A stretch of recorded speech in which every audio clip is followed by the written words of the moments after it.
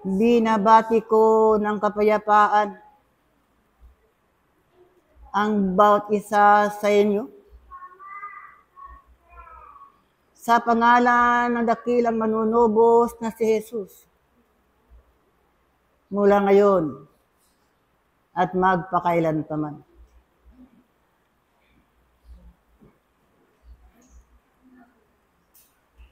Katotohanan nga o aking mainiibig na mga kapatid, na ninanais ng kaitasan ng tao ay bumalik na malinis sa kanyang pinanggalingan. Ninanais ng kaitasan na ang tao ay lagi nang manatili sa kaliwanagan. Ito ngayon ang inyong pinag-aaralan sa loob ng paturuan ng diwa. Na sa inyong pabalik-balik sa loob ng lunduyan, marami na kayong natutunan o aking mga iniibig na mga kapatid. Subalit, likha sa tao ang hindi nanatili sa mabuting gawa. Ang mabuting gawa ay walang hanggan o aking mga iniibig na mga kapatid. Ang mabuting gawa ay walang katapusan o aking mga iniibig na mga kapatid. Subalit sa taglay na kahinaan ng tao, na labis niyang iniibig ang kanyang sarili, natutokso siya sa mga bagay na walang kabuluhan na kanyang nakikita sa kanyang kapaligiran. Ang tao, kung bakit paulit-ulit ang paggawa ng kasalanan, pagkatapos magsisi, muli bumabalik sa kasalanan. Ito ngayon ang binabaka ninyo mga espiritista. Sa inyong pag-aaral sa loob ng paturuan ng diwa. Sapagkat maging kayo man ay hindi may tatanggi ang paulit-ulit na kahinaan, pagkakamali na nagawa ng inyong mga ako. Aking mainiibig na mga kapatid. Ang wika ng mga kabatlayaan ng dakong una. Lumalago ang silranin ng lipunan. Lumalago ang kasamaan sa mundong ibabaw. Sapagkat ang tao ay kulang sa karunungang makalangit. Tama.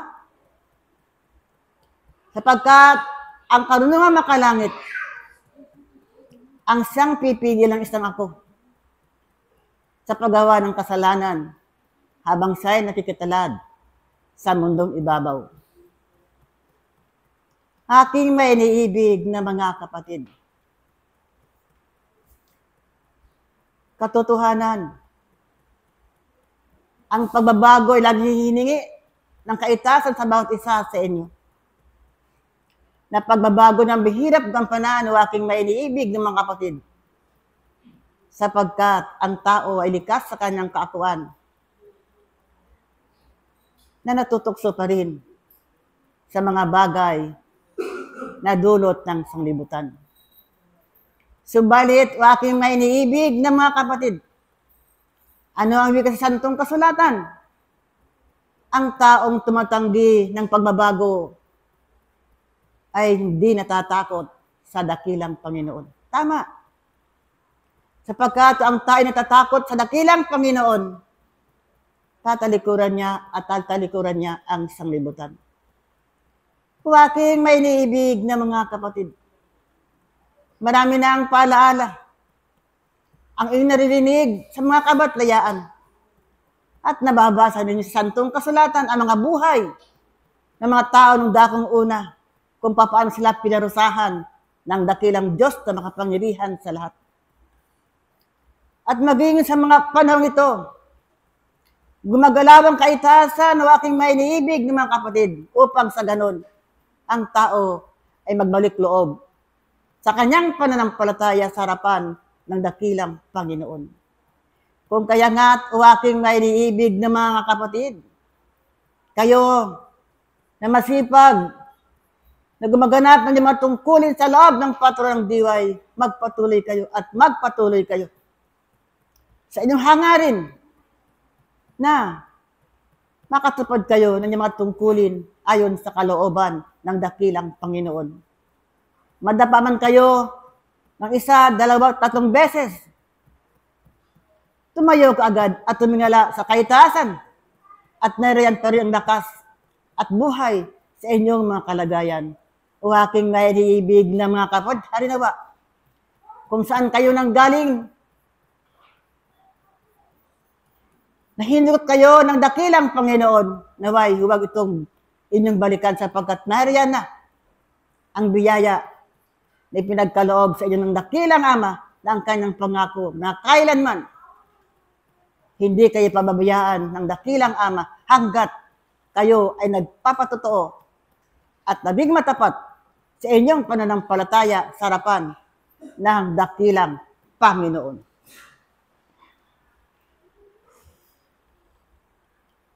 Ang aking karagdagan.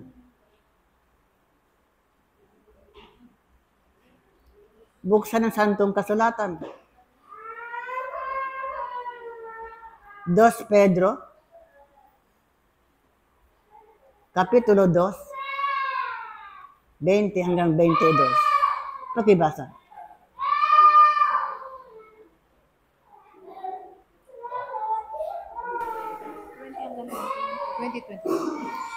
Ito po yung sinasabi sa 2 Pedro, Kapitulo 2, verse 20 hanggang 21.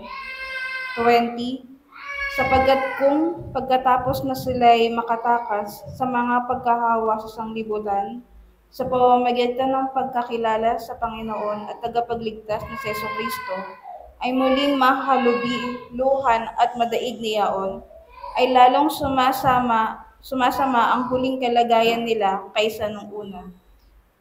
21, sapagkat magaling pa sa kanila ang hindi nakakilala ng daan ng katwiran, kaysa pagkatapos na makakilala ito ay tumalikod sa banal na utos na ibinigay sa kanila.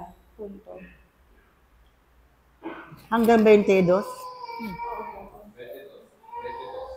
daw. 20, 22. 22, nangyari sa kanila ang ayon sa kawigaang tunay, nagbabalik na muli ang aso sa kanyang sariling suka, at sa paglulubalog sa pusali ang babaeng baboy na nahugasan. Maliwanag o aking may iniibig na mga kapatid. Hindi na bago sa inyong pandinig ang mga sitas na yaan o aking may iniibig na mga kapatid.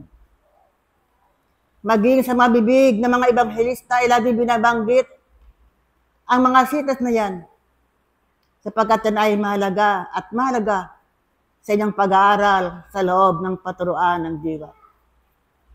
Kung kaya nga ang wika sa Santong Kasulatan,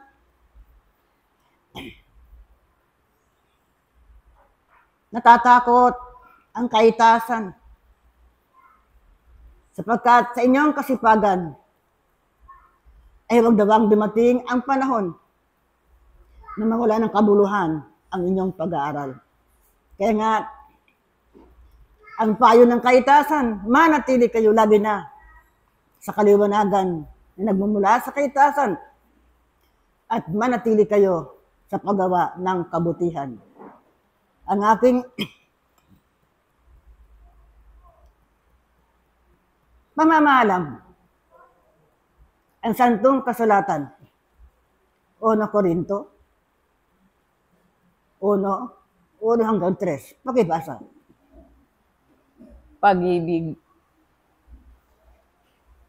at kapayapaan ang laging nang ibinabati sa bawat isa mula ngayon at lagi na.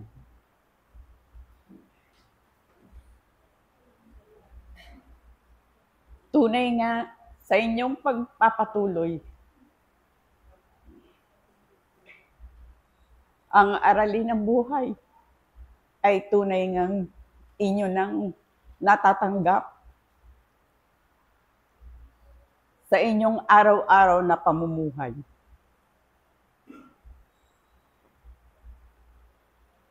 Hindi lingid sa inyong kaalaman na laganap ang mga hindi karapat-dapat na makita at marinig. Subalit sa inyong pagpapatuloy, naririnig ninyo ang salita ng dakilang Panginoon, lalong-lalo na kung kayo ay pumaparito sa kanyang piging. Mapalad ang bawat isa na laging nang nakaririnig ng mga paalala at ang mga subaybay na dumidinig sa inyong dalangin na kayo ay huwag mahiwalay sa puno ng ubas. Sa inyong pagpapatuloy, laging sinasabi, tatagan ninyo ang inyong pananampalataya sapagkat ang pananampalataya na may gawa ay tunay ngang nakalulugod sa dakilang Ama. Ang bawat isa ay totoong may kahinaan. Subalit, pinalalakas ng dakilang Panginoon ang inyong mga kaakuan. Ang liwanag ang naglilinis ng inyong mga kasalanan sapagkat ipinangako niya na ang liwanag ay sa inyo upang sa gayon hindi kayo maligaw ng inyong paroroonan. Ipinakita na sa inyo ang landas patungo sa dakilang Panginoon. Kaya nga't hindi na kayo pwedeng o magkaroon pa ng pag-aalinlangan tungo sa kabanalan. Sapagkat ang Diyos ay pag-ibig, tunay ngang hindi kayo pababayaan. Lalong-lalo na kung ang inyong mga puso ay lagi nang nasa sa Kanya. Alisin ninyo sa inyong pag-iisip ang lahat ng nasa sanlibutan sapagkat ito ay hindi karapat-dapat sa Kanyang paanan. Kaya nga sa inyong pagpapatuloy, maging marapatin ng bawat isa na kayo ay lagi ng manalangin, hindi din lamang sa inyong mga sarili, kung hindi sa inyong kapaligiran at sa inyong kapwa. Mapalad ang bawat isa na natuturuan ng kaitaasan sapagkat kayo ang mag-aaral na napili at binigyan ng pagkakataon upang sa gayon makapagpatuloy ang salita at ang ebanghelyo ng dakilang Panginoon. Marami ang naghahanap ng mga patotoo. Subalit, hindi na nga gayon sapagkat ipinakikita na. At sinabi na nung buhat pa nung una na ang lahat ng mga bagay na nasa panahon ay tunay ngang mangyayari. Alisin ninyo sa inyong isipan, damdamin at kalooban ang mga bagay na kapagbibigay sa inyo ng kagulumihanan. Sapagkat ang katahimikan, ang tunay nga makapagbibigay sa inyo ng tunay na pag-iisip na mayroong pagbibiyaya na nanggagaling sa kaitaasan. Ang kaitaasan ay laging nang naririyan. Hindi kayo pababayaan. Manapat kayo mismo sa inyong mga sarili ang makapagpapatotoo na ang Diyos ay lagi nang naririyan at hindi kayo pinababayaan. Magkaroon man kayo ng mga suliranin, ito ay dadaan lamang sa inyong mga harapan. Subalit, ang inyong pananampalataya ay huwag sanang maunsyami sapagkat inaasahan na ang kabatlayaan na nagtuturo at walang sawang nagbibigay sa inyo ng paalala na kayo'y makapagtagumpay sa inyong nilalayon at sa inyong minimithi na ang pangako ng dakilang Panginoon ay tunay ngang mapapasa inyo pagdating ng panahon. Sa inyong pagpapatuloy, makamit nawa ng bawat isa ang ipinangakong paraiso na lagi na ninyong nakikita, lalo na ang mag-aaral ay tunay ngang naririyan at pinakikita na kung ano ang tunay na katotohanan sa kalangitan. Ang bawat isa'y mayroon ng kabuluhan. Ang bawat isa'y may pangalan. Ang bawat isa'y tutupad ng inyong tungkulin na sinumpaan buhat pa nung una. Kaya nga sa inyong pagpapatuloy,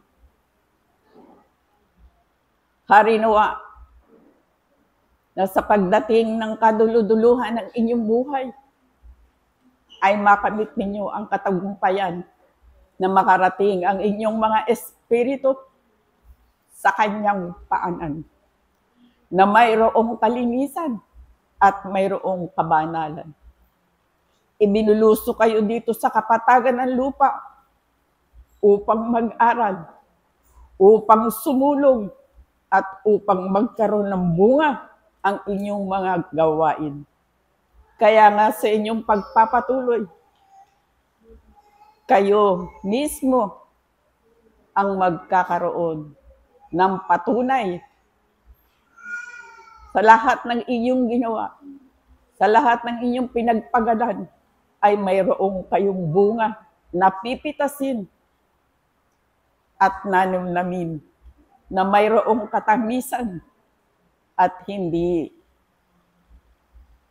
magiging kabalin ang lahat ng mga bagay na inyong ginawa na mayroong kabutihan. Mabubuting gawa na mayroong puso, mabubuting pag-iisip ang inyong dapat na gawin at huwag ninyong bigyan pa ng pagdadalawang isip sapagkat sinasabi ito ang tunay na aralin. Dito nyo natagpuan sa paturuan ng diwa ang lahat ng katotohanan at lahat ng aralin na nauukol sa kaitaasan. Hanggang dito ako. At muli ang pag-ibig at ang kapayapaan na bubuhat sa kaitaasan ang lagi nang ibinabati mula ngayon at lagi na. Paalam. Pag-ibig, kapayapaan, at ang banal na kaluwalhatian ng dakilang Ama ang siyang ipinagkakalob sa lahat at bawat isa sa pangalan ng dakilang Panginoong Hesukristo, ngayon at magpakailan paman. Katotohanan ang aking sasabihin sa bawat isa. Hindi lamang sa tinapay na bubuhay ang tao, kundi sa mga salita na nanggagaling sa Ama. Ito ang tinapay ng buhay na ipinagkakalob sa lahat at bawat isa. Sapagkat hindi kayo pumarito sa ganitong banal na gawain upang palakasin ang inyong mga laman, aking mga iniibig. Kundi kinakailangan ng inyong mga kaluluwa at espiritu. Ang salita na nanggagaling sa mga banal na espiritong mga aliw upang mabuksan sa bawat isa ang kanilang mga kaluluwa at espiritu na siyang tunay na babalik sa harapan ng dakilang Ama. Papaano ninyo ito makukuha? Magaganap sa isang ako. Huwag inyong mga yapak sa tuwing kayo ay darating sa mga ganitong banal na gawain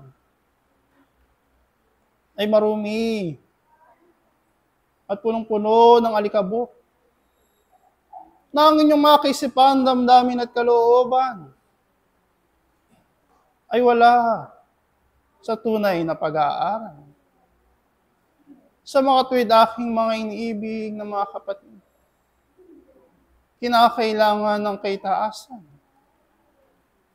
ang kahandaan ng bawat isa sa tuwing nagkakaroon ng mga ganitong tipan sa inyong harapan. Ng aking mga iniibig na mga kapatid, ang kanilang mga kaisipan, damdamin at kalooban ay naririyan upang tumanggap ng buo at walang pag-aalinlangan, makarinig ng mga salita at katotohanan, makadama ng kanyang pag-ibig, ng kapayapaan at pag-asa, upang sa gayon makuha niya ng buo ang kinakailangan ng inyong mga kaluluwa at espiritu sa harapan ng dakilang Ama. At nakikita ng kaitaasan sa lahat at bawat isang narito na ang bawat isa ay nariyan upang kumuha ng karapat-dapat, upang sikaw-unlad ang kailang mga kaluluwa at espiritu. Aking mga minamahal na mga kapatid sa isang pag-aaral. Maraming mga paalala ang ipinagkakaloob sa lahat at bawat isa. At ano ang nakukuha ng aking mga iniibig? At ito bagay inyong naisasagawa sa inyong pang-araw-araw na buhay. Sapagkat kung papaano ang sanglibutan na ito ay nagiging abala upang kayo ay hikayatin, upang ipagkaloob ang mga bagay na naaayon sa inyong laman, na siyang tunay na nakapagbibigay ng kapayapaan sa bawat isa. Subalit naiisip baga ng aking mga iniibig na may kakulangan pa rin, na ang kanilang mga kaluluwa at espiritu ay kinakailangan din pakainin sa araw-araw ninyong buhay. Na ang aking mga iniibig na mga kapatid ay naiisip baga ang mga bagay nito, kung paano ninyo palalakasin ang inyong mga kaluluwa at espiritu. Naiisip baga ng aking mga iniibig na mga kapatid na magpuri at magpasalamat sa harapan ng dakilang Panginoon, na manalangin at magkaroon ng pakikipag-ugnayan sa kaitaasan, nalilipas ang buong magdama, na kayo ay nagkakaroon ng pakikiisa sa harapan ng dakilang Panginoon. Kung magkagayon na aking mga iniibig, kung ang mga bagay na ito ay inyong naisasagawa sa inyong buhay, sa pang-araw-araw ninyong buhay, ay katotohanan ng aking sasabihin sa bawat isa, na kayo ay pagkakalooban, na kinakailangan ng inyong mga kaluluwa at espiritu.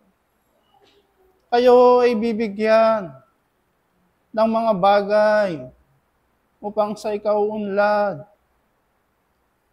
upang ang pananampalataya na pinagkaloob sa lahat at bawat isa o nabuo ng isang ako ay lalong tumibay sa harapan ng dakilang Panginoon. Subalit kung ang inyong mga kaisipan ay naroon pa rin sa mga bagay na naaayon sa sanglibutan na ito, ay gayon din, ipagkakaloob ng sanglibutang ito ang kinakailangan ng inyong mga laman.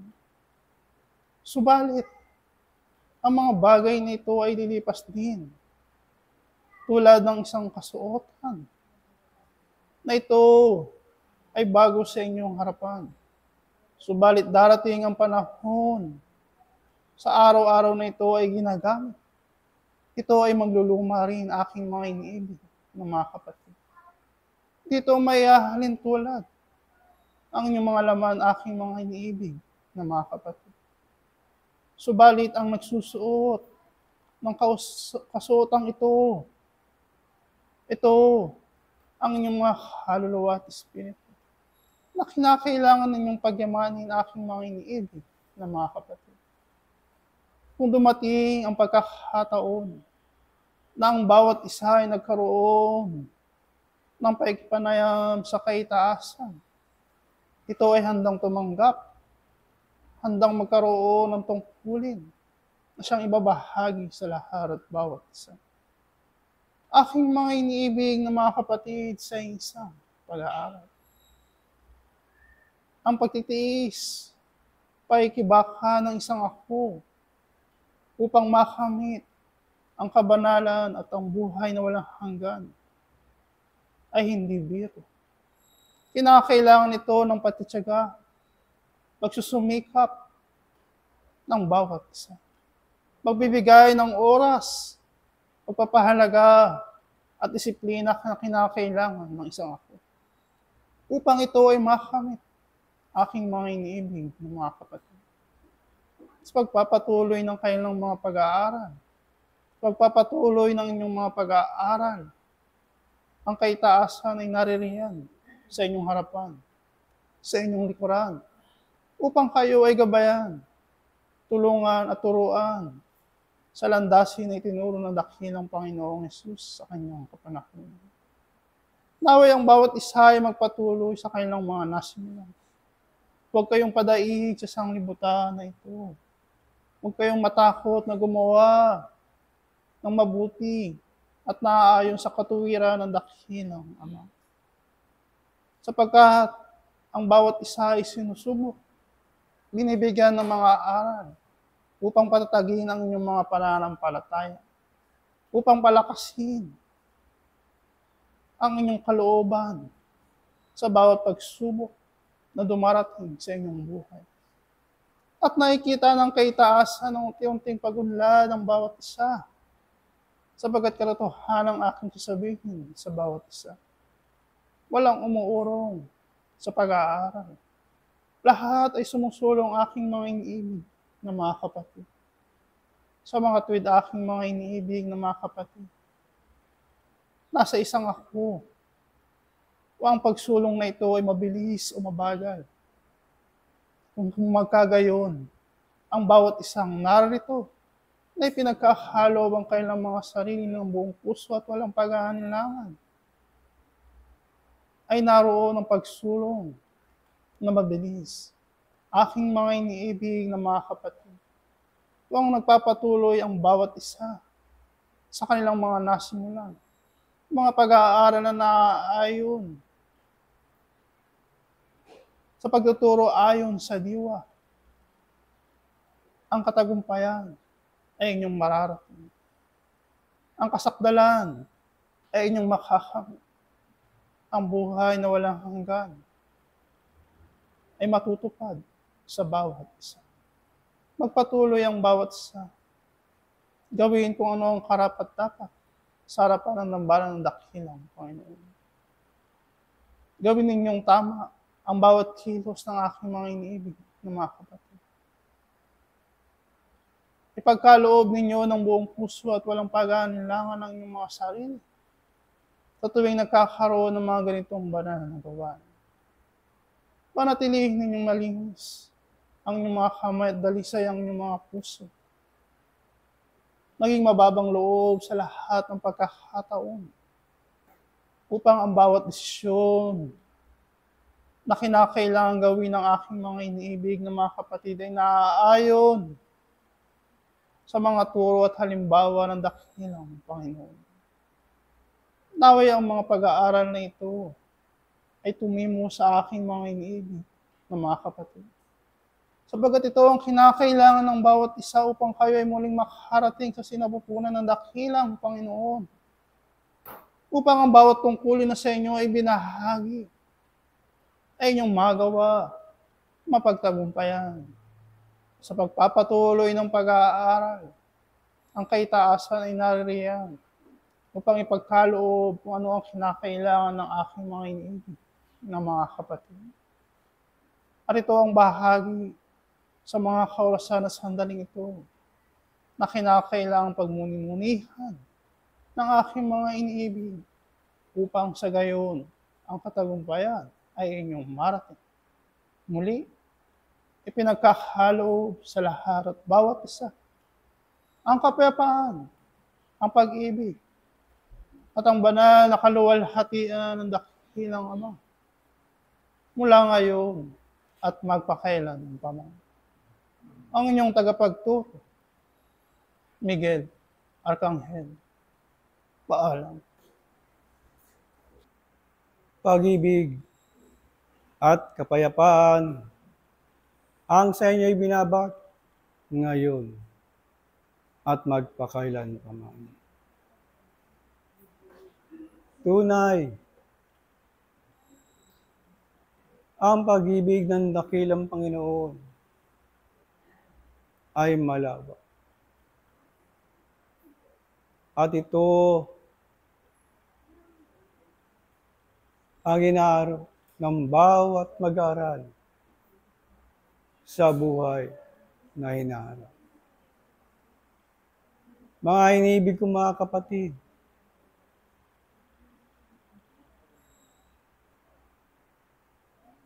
paano mag-aral ang bawat isa sa kanyang kalagayan. Nalalaman ba niya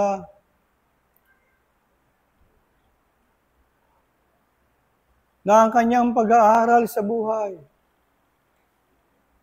ay tunay nga na naging sapat para ang isang espiritu ay makakain ng may kasapatan. O ang bahagi na ngayon sa laman ang nagiging mahalaga sa bawat isa. Tunay nga, ang lahat ay may kahalagahan sapagkat ito ay ginawa ng dakilang Panginoon. Kanyang nilikha. Ngunit ano ang mahalaga? Kaya nga't mayroong pag-aaral ayon sa kabanalan nang upang nang sa ganon ang bawat isa ay mamulat ayon sa kanyang pananampalataya ay mapalakas pa niya.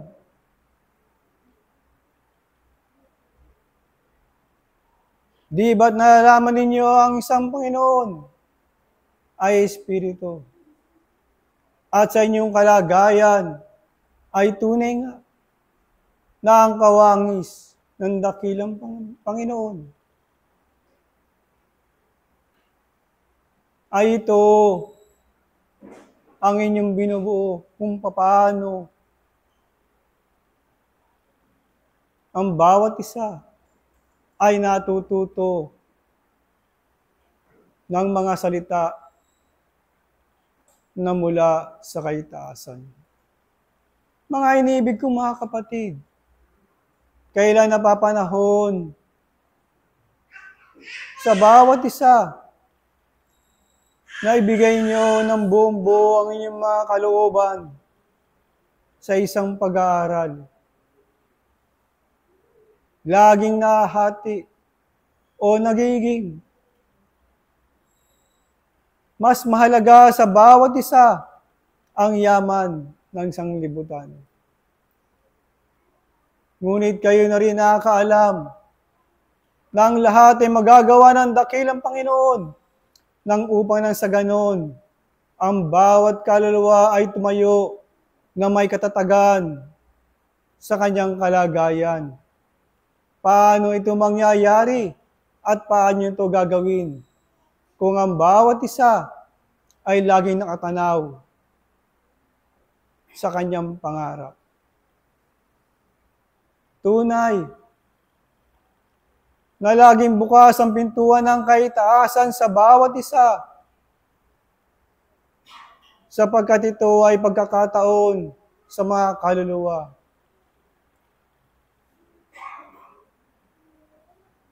Bawat isa ay laging mayroong pag-aaral sa buhay. Ano man ang pagdaanan ninyo, ay huwag niyo iwawaglit ang buti ng pananampalataya na sa inyo'y pinamahagi upang nang sa ganon, kayo ay manatili sa kanyang paaralan at nang sa ganon, anumang mayroong pag-alinlangan ay madaig ninyo at kayo ay lumakad ayon sa kaloob ng dakilang Panginoon. Marahil ito inyong naunawaan, ngunit huwag niyong paglabanin ang inyong kalooban. Huwag kayong matakot sa inyong kalagayan. Sapagkat tunay nga na kung inaakala ng bawat isa na kayo'y nagkukulang, tunay nga kung kayo ay tunay na nampalataya sa dakilang Panginoon at ang inyong kalagayan ay buong-buong inaalay sa Kanya ni kailanman, pasimula ng inyong buhay at sa kasalukuyan sa darating, hindi kayo magkukulang. Lagi nandoon ang pagpupuno ng kaitaasan upang kayo magpatuloy sa pag-aaral. Mga iniibig kong mga kapatid, huwag kayong manatili sa pakikinig lamang, kung hindi bagkos isagawa ninyo ayon sa kalooban ng dakilang Panginoon na daladalhin ninyo ang kabuuan ng sangkap na sa inyo'y pinamahagi upang nang sa ganon, ang bawat isang yan ay magtulong-tulong sa gawaing kabanalan. O mga iniibig ko mga kapatid, malaon na kayong mag-aaral, ngunit nandoon pa rin ang bahagi ng orong sulong. Ang inyong pananampalataya ay tunay, ngunit sa gawa ay nagkukulang lagi. Kaya nga't, ano ang nadarama ng bawat mananampalataya? Dumaraan sa mga karamdaman sa buhay na kung papaano naramdaman ang mga kirot, ang pagbabahala sa buhay. Ngunit di ilan lamang ang mga bahagi niyan upang nang sa ganon ay huwag niyong malimot ang dakilang Panginoon at kayo'y magpatuloy. Ano nga ba ang kahulugan ng karamdaman sa bawat isa?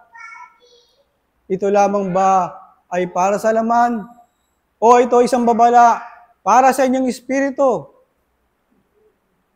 Mga iniibig kong mga kapatid,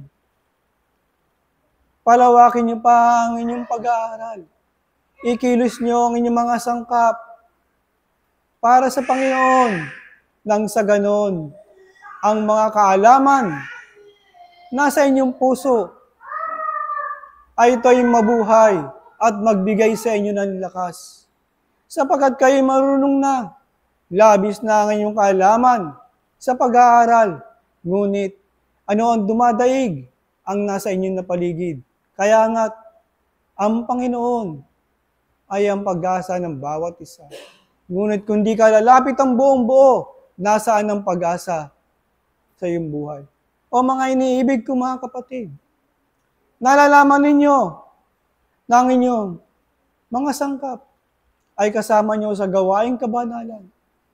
Ngunit ang inyong espiritu ay kinakailangan malinis sapagkat ito magbabalik sa Kanya. Paano nga? Ang mga bagay na mangyayari sa bawat isa. Kayo, na laging nakakatanaw sa dakilang Panginoon, ay sikapin ninyo na ang liwanag na pinatanaw sa inyo ay sa inyo'y bumahagi ng mayroong kalakasan nang sa ganon kayo na bilang manampalataya ay tunay nga na mapawi ang anumang bagay na kadiliman sa inyong puso at isipan kung hindi bagkos ang liwanag ng Panginoon ang siya maghari sa bawat mag-aaral ayon sa kabanalan na sa inyo'y laging binibigay na pag-aaral. Naway ang bawat isa ay makaganap ng tungkulin at maging magtagumpay sa pangalan ng dakilang Panginoon at sumulong pa sa inyong mga pag-aaral ayon sa mga biyaya na sa inyo'y ipinagkaloob. At muli, iiwan ko sa inyo ang pag-ibig at ang kapayapaan na nagmumula sa isang dakilang Panginoon, ngayon at magpakailanpaman. Paalam ang inyong kapatid sa Espiritu, Pablo Apostol. Paalam. Sumainyo ang pag-ibig at pag-asa na siyang nananatili sa bawat isa. Ngayon at magpakailan pa man. Mga minamahal na mga anak ng Diyos, naway manatili kayo sa liwanag ng buhay. Manatili kayo sa pag-asa na inyong inaasam-asam sa araw-araw. Magpasalamat kayo at magpuri sa banal na Espiritu Santo na siyang sumusubaybay sa bawat isa upang kayo ay lumakas sa araw-araw, sapagkat ang Diyos ay nakikita ang bawat isa kung kayo na nga ay tunay na mananampalataya tungo sa kaitaasan na ang Panginoon ay laging tumitingin sa bawat isa. Kung kayo na nga ang tunay mananampalataya sa balat ng lupa, marami sa inyo ang nakakaalam kung paano ninyo pagtagumpayan ang daan na patungo sa Ama. Sapagkat ang manatili sa pangalan ng Panginoon ay laging ligtas sa lahat ng kasamaan. Sapagkat ang bawat isang mananalig sa isang Diyos ay isang banal upang ipagmapuri ng pangalan ng Panginoon ay laging nagtatagumpay sa bawat isang nag-aaral patungo sa Espiritismo. Huwag ninyong kalilimutan ang pagpapasalamat sa araw-araw ninyong buhay. Matulog kayo't magising ay ligtas sa lahat ng masama. Ituring ninyo na ang inyong buhay ay nananatili sa araw-araw na kayo'y tumatanggap ng maraming biyaya. Dahil alam ko sa bawat isa sa inyo na ang tunay mananampalataya ay binibigyan ng pagkakataon upang ipagkaloob ang biyaya ng inyong biyayang hinahanap at hinahangad sa inyong buhay ay inyo nang natatanggap. Ngunit hindi ninyo ito nalalaman kung paano na ang biyaya ng Panginoon na binibigay sa bawat isa lihim na inaabot sa inyo upang kayo ay mamalagi sa kalakasan at ligtas sa lahat ng karamdaman. Tunay, mga minamahal kong mga anak, na ang salita ng Panginoon ay sumasa inyo at namamalagi. At huwag ninyong kalilimutan na ito ay isang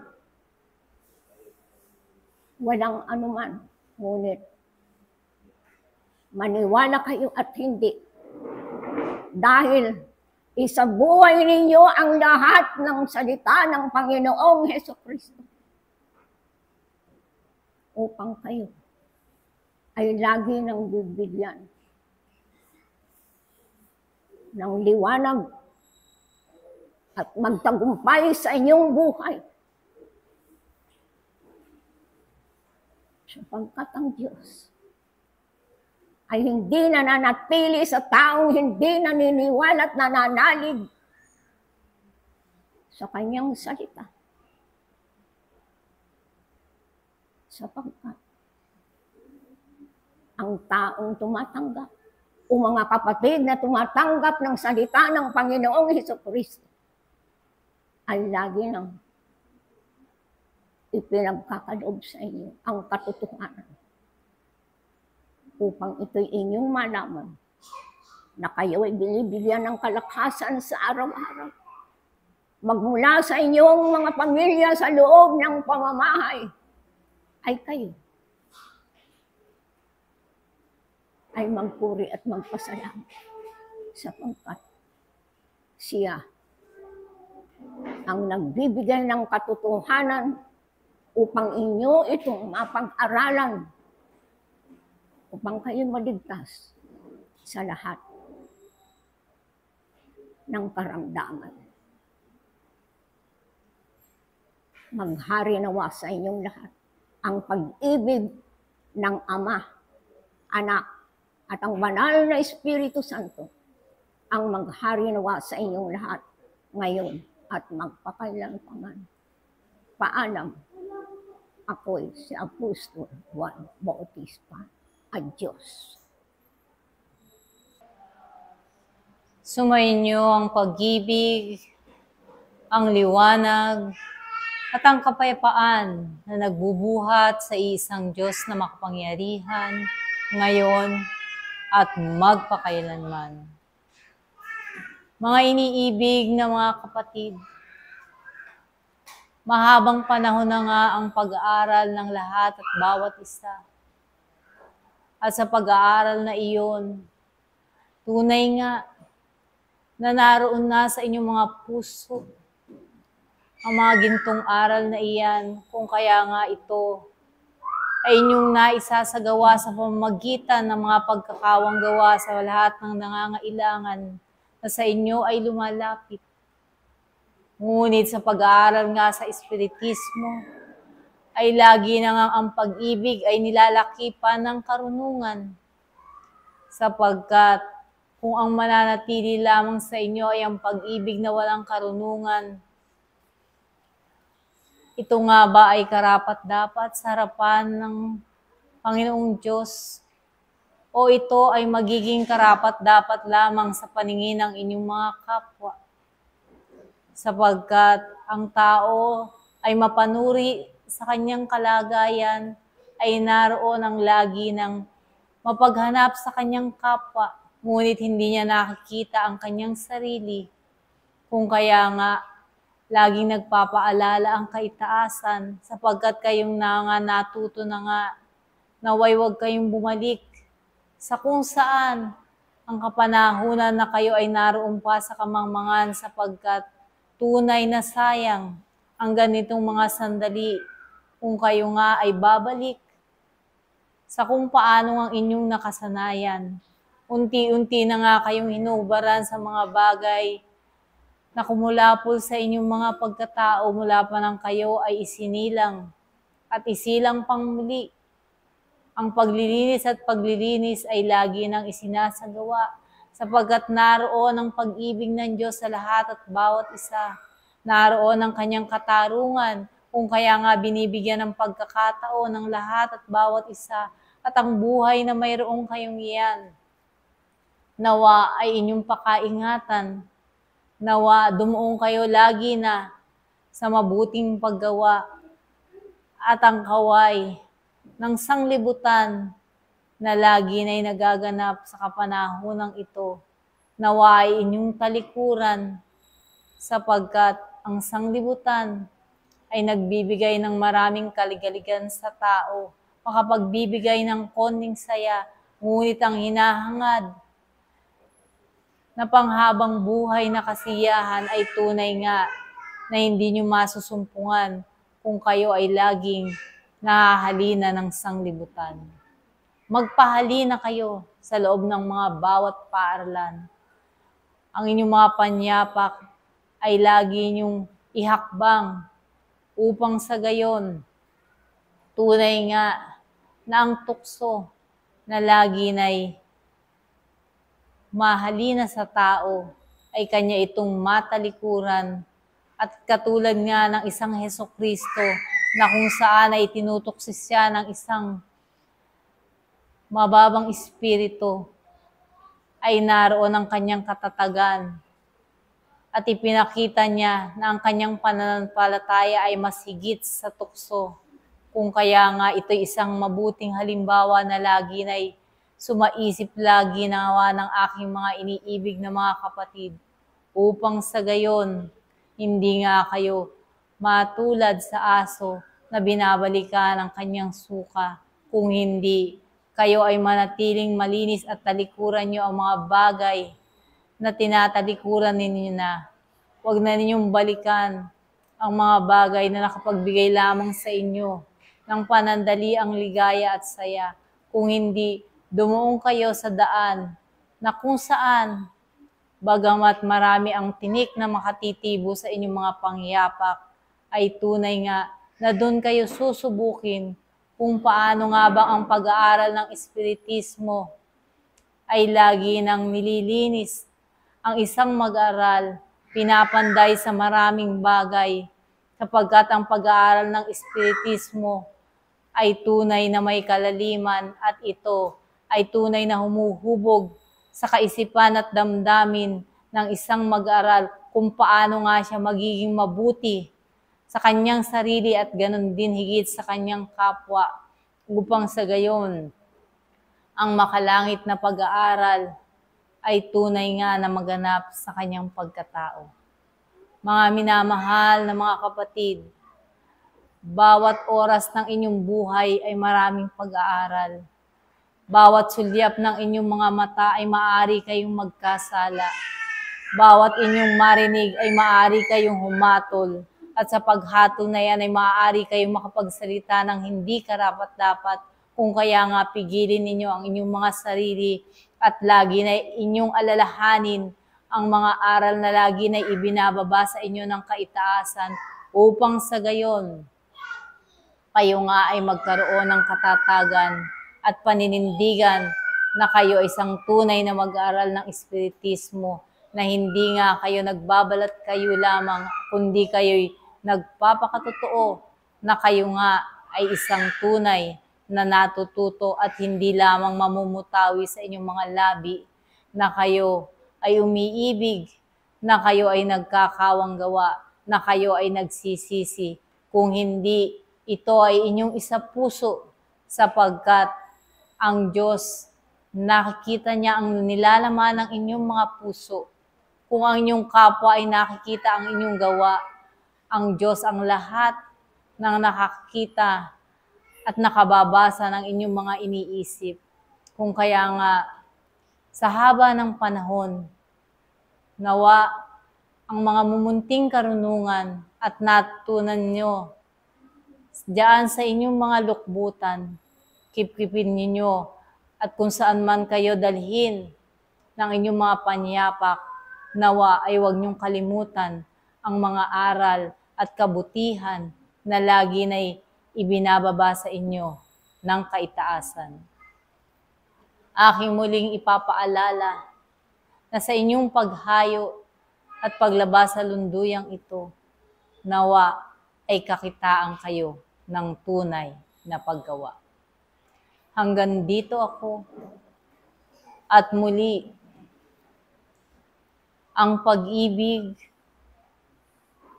ang liwanag, at ang kapayapaan, ang aking iniiwan sa lahat at bawat isa, ngayon at magpakailanman. Paalam, ang iyong patnubay, Arkanghel Rafael. Paalam. Sumainyo ang pag-ibig at ang kapayapaang nagbubuhat sa isang Diyos mula ngayon at magpakilanpaman. Mga iniibig na mga kapatid, nauunawaan niyo ba kung nasaan kayong kalagayan? Kayo ay nasa paaralan. At ito ay paaralan ayon sa Espiritu. Ano ang sa inyo ay tinuturo? Ang karunungan ayon din sa Espiritu. Ano nga ba ang karunungan na ayon sa Espiritu? Bakit kayo dinala sa ganitong uri ng pag-aaral? Sa ganitong uri ng paaralan? Ano ang ninanasa ng Diyos na inyong matutunan? Tama, Marami na kayong narinig na karunungan. Pero ang hinihintay ng Panginoon ay hindi lamang ang simpleng tagapakinig, kundi ang isang natututo at gumagawa ng kalooban ng Diyos. Nakita niyo ba kung ilang tainga meron kayo? Nauunawaan ba ninyo ang bawat ninyong naririnig? Sa bawat alingaw-ngaw na mayroon, ang sanglibutan. Sa bawat alingaw-ngaw na ipinahayag ng kaitaasan, alin dito ang higit ninyong napakikinggan? Sapagkat kung ang karunungan ay dumarating sa bahagi din ng pakikinig, anong uri ng karunungan ang inyong natandaan?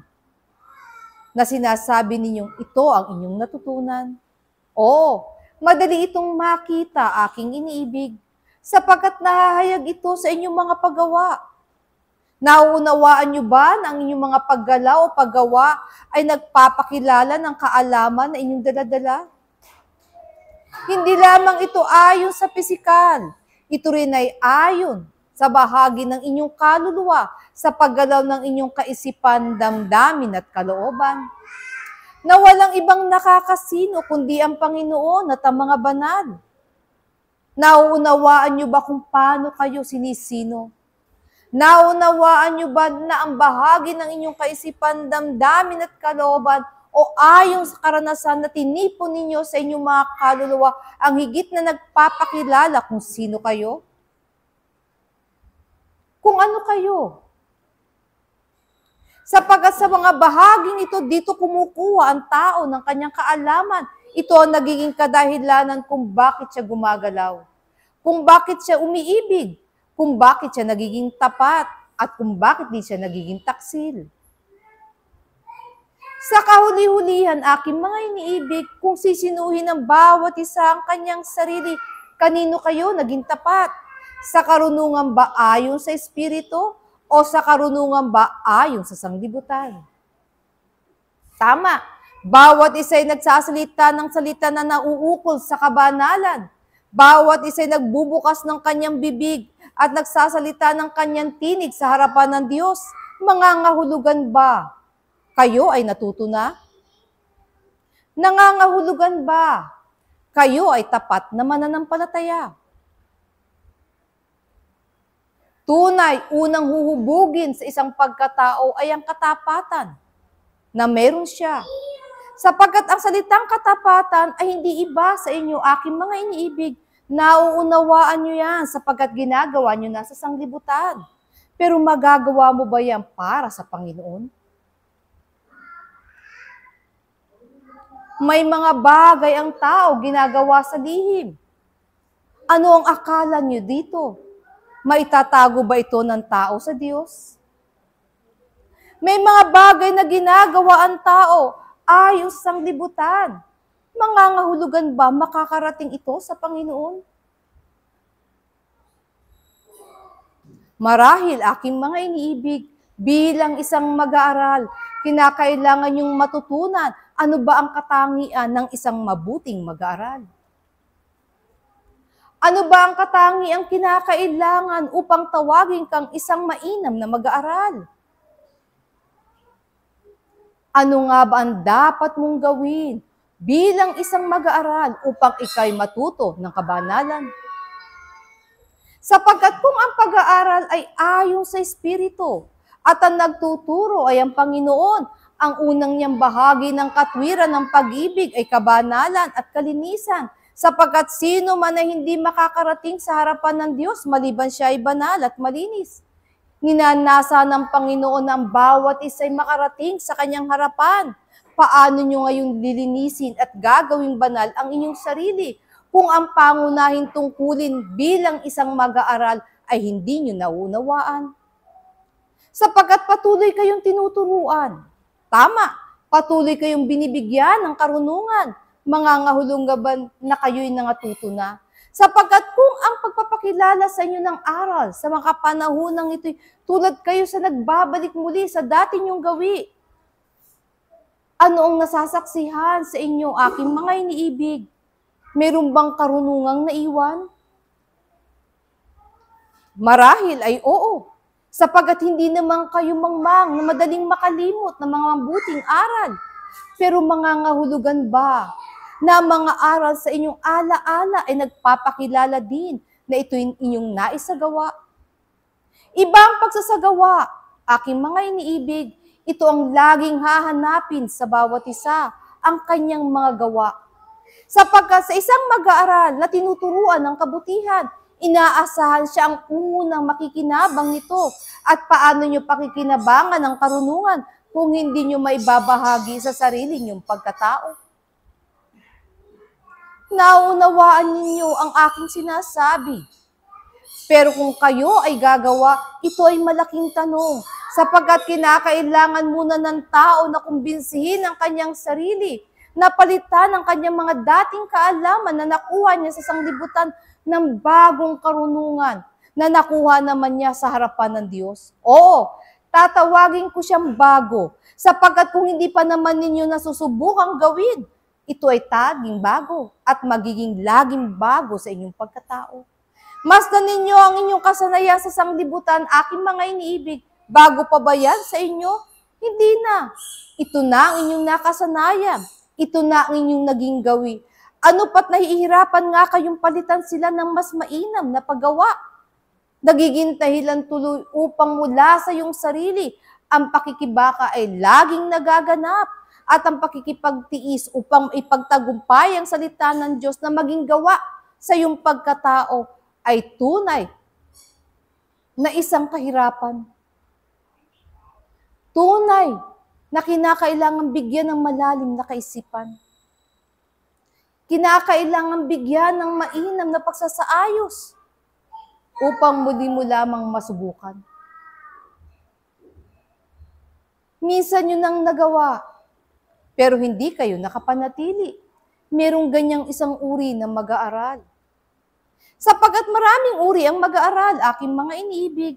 Merong nakikinig, pero hindi gumagawa.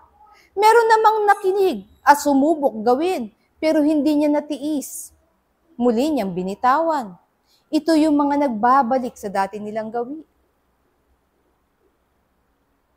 Paano niyo nga ba mapapanatili ang inyong sarili para sa Panginoon?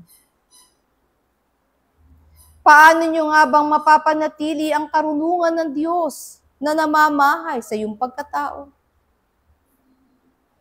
Paano nga bang yung Espiritu ay gigising upang ang lahat ng karunungan ayon sa Espiritu ay kanyang maisagawa kahit siya ay may laman?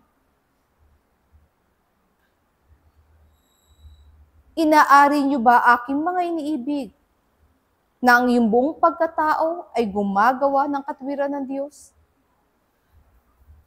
Sapagkat kung hindi, anong ginagawa mo? Sapagkat ito na ang magiging katanungan. Hindi na kayo musmus ayon sa laman. Marami sa inyo ay may gulang na rin ayon sa laman. Kung ang inyong mga espiritu ay nagiging musmus pa man, sapagkat hindi niya nagagawa ang kalooban ng Diyos, gising na ang kamalayan ninyo bilang tao. Nakakaunawa na ang inyong kaisipan, damdamin at kalooban ng mabuti, ng tama, ng karapat-dapat. Pero ito ba yung pinipili ninyo? Mga iniibig na mga kapatid, dalawa lang ang uri ng karunungan na sa inyo ipinakikilala. Isa ay para sa Diyos, ang isa ay para sa sanglibutan. Hindi ninanasan ng Panginoon yakapin nyo ng buo ang para sa Kanya, sapagkat katotohanan ang sinasabi ko sa inyo, hindi nyo yan magagawa.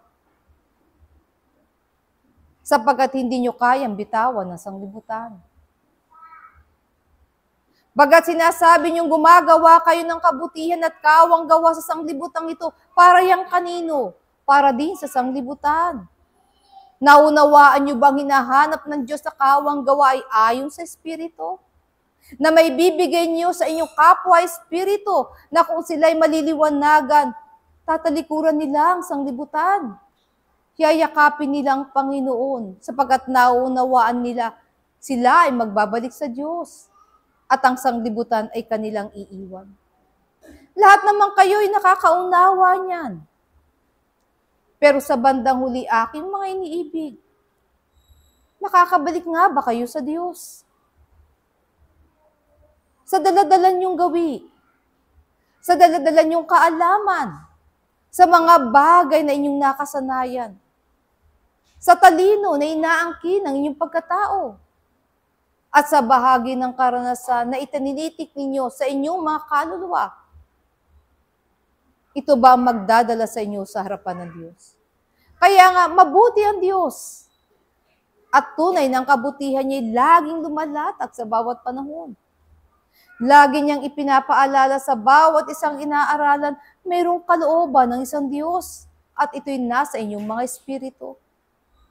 Merong karunungan ng Diyos, ito'y tinatawag mong katotohanan. Merong isang pag-ibig ang Diyos na ito'y nagbibigay sa bawat isa ng tunay na pag-asa. Mga iniibig na mga kapatid, walang huling mag-aaral sa paaralan ng Panginoon. Ngunit lagi na kayo'y papaalalahanan. Sapagkat kung lagi na kayo nag-aasal na tulad sa mga musmo sa gitna ng inyong kalagayan, hindi kayo pipilitin ng Diyos na maging matandang espiritu sa kanyang harapan na tumatangan ng isang responsibilidad na may katapatan. Ano ang kaibahan ng isang musmos sa isang nang may gulang? Ang musmos ay hindi mo aasahan, tatangan ng responsibilidad. Pero isang nakakaalam at may gulang na, tatangan siyang may katapatan. Pero kayo, aking mga iniibig, lagi kayong tapat sa sanglibutan, pero hindi kayo tapat sa Diyos. Nangangahulugan ba higit kayong naging may gulang sa sanglibutang ito, at kayo ay musmos ayon sa Espiritu? Kailan nyo bibigyan ng pagkakataon ng inyong espiritu na maging may gulang upang siya naman ay makatangan ng responsibilidad? Sa lipunan ng sanglibutang ito, sa lipunan ng tao, bawat isang binihisan ng laman, ayon sa takbo ng panahon, sa ayaw nyo't sa gusto, kayo ay tumatanda at nagbibilang ng inyong sariling gulang. Hindi nyo yan maiiwasan, aking mga iniibig. Ang paggulang o pagtanda ay darating sa bawat kapanahunan, kahit ang inyong mga kaisipan ay naiiwan. Sa kalagayan ng espiritu, hindi ito gayon. Ang isang espiritu upang siya'y magkaroon ng gulang sa harapan ng Diyos, kinakailangan niyang matutunan ang katotohanan. Kailangan niyang malaman ang tunay na pag-ibig. Kailangan niyang makilala ang tunay niyang ako. At lahat ng yan ay magaganap lamang, aking mga iniibig, kung kayo'y papasok sa paaralan ng espiritismo na una niyong lilinangin sa inyong sarili ay ang medyuminidad. Kung hindi ito magiging gayon, aking mga iniibig, bawat karunungan na meron kayo, pakikinabangan kayo ng sanglibutan, pero hindi kayo magiging pakinabang sa harapan ng Diyos sapagkat hindi niyo malinang ang inyong espiritu ayon sa katotohanan at ayon sa kabanalan. Kaya nga bawat isa na nag-aaral sa paaralan ng espiritismo, binubuksan sa kanyang karunungan ng medyuminidad upang mula dito, pasimulan niyang linangin ang kanyang sariling espiritu upang hindi na ito manatiling musmos na ang bawat karunungan pumapasok sa kabilang tainga at lumalabas sa kabila, na ang kanyang mga gawa hindi mo kakitaan ng kalinisan at kabanalan, laging nagbabalik sa putikan.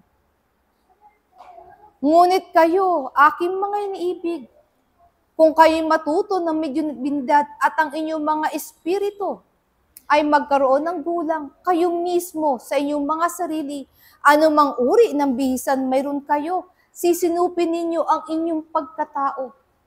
Sisinupin ninyo ang inyong mga paggawa. Iibigin niyo ang bawat karunungan na nagmumula sa Diyos at higit sa lahat, Gagawin mo ang iyong sariling malinis at banal, sapagkat narito, ang iyong daang tinutungo ay hindi na ang sangasangang daan na pinakilala ng sanglibutan, kundi ang iisang daan na patungo sa Diyos, na ang ibinibigay sa iyo ay pagtupad ng kanyang katwiran, kung saan siya naroroon, kayo man ay makaparoon. Mga iniibig na mga kapatid, ito lamang ang bahagi ko sa inyo. Muli, ang aking handog ng pag-ibig at ng kapayapay aking iniiwan sa bawat isa, mula ngayon at magpakailanpaman. Paalam. Ako ang sa inyo ay naglingkod at sa harapan ng Panginoon, Espiritu Santo, ng katotohanan. Paalam.